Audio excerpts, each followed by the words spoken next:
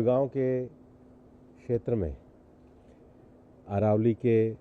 संरक्षण, संवर्धन और विकास को लेकर आज माननीय मनोहर लाल जी की अध्यक्षता में हमारे हरियाणा के पर्यावरण मंत्री राव नरवीर सिंह जी और मैं बैठे थे। आप सबको विदित है कि ये जो एनसीआर का जो शहरी क्षेत्र है, सरकार दिल्ली के रिच से लेकर के और आसपास के क्षेत्रों के जो ग्रीनिंग है उसके लिए पूरा कार्य कर रही है। यही कारण है इस बार जो वन महोत्सव भी बनाया था उसमें मानेसर के पास एक 1500 एकड़ ज़मीन पर राव नरवीर सिंह जी थे और माननीय मनोहर लाल जी की प्रेरणा से 2 लाख पेड़ों को हमने लगाया था। जब वो मुख्यमंत्री थे उस समय भी डीएलएफ के अंदर 800 एकड़ में मातृ वन के विकास के कार्य को किया था और एक बड़ा प्रोजेक्ट जो अरावली सफारी का था उसको भी आगे बढ़ाया था। जो एरिया लगभग 100 किलोमीटर का है जिसको हरियाणा सरकार ने वन के रूप में परिवर्तित किया,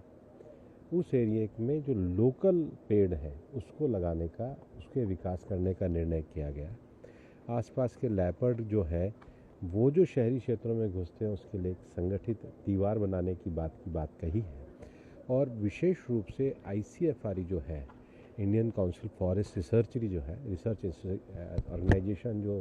one of the best organisation है, उसको उस क्षेत्र की हाइड्रोलॉजी और उसकी जो वनस्पति के अध्ययन के विषय को कहा है।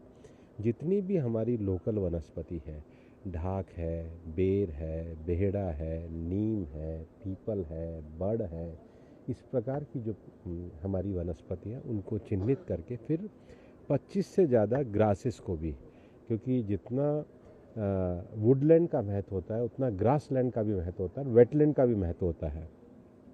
इसलिए उसको हाइड्रोलॉजी के अध्ययन के लिए ICFRE के अभी एक तरीके से प्रस्तावित किया है।